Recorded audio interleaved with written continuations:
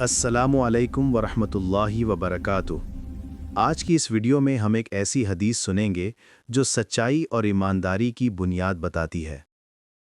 رسول اللہ صلی اللہ علیہ وسلم نے فرمایا، من غش فلیس منا۔ یہ حدیث ہمیں یہ سکھاتی ہے کہ اسلام میں دھوکہ دہی کی کوئی جگہ نہیں، چاہے وہ تجارت میں ہو، کاروبار میں یا روزمرہ کے معاملات میں۔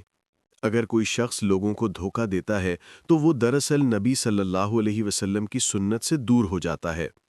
رسول صلی اللہ علیہ وسلم نے ہمیں ہمیشہ سچ بولنے، انصاف کرنے اور لوگوں کا حق ادا کرنے کی تعلیم دی۔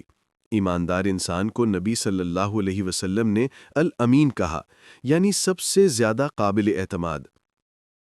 یہ حدیث ہمیں یہ سکھاتی ہے کہ اسلام میں دھوکہ دہی کی کوئی جگہ نہیں، چاہے وہ تجارت میں ہو، کاروبار میں یا روزمرہ کے معاملات میں۔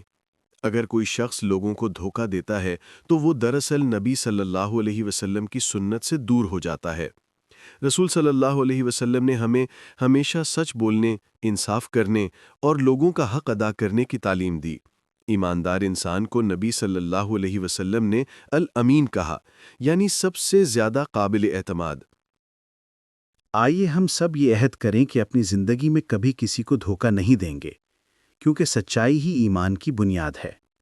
اللہ ہمیں ایماندار بنائے اور نبی کریم صلی اللہ علیہ وسلم کی تعلیمات پر چلنے کی توفیق دے۔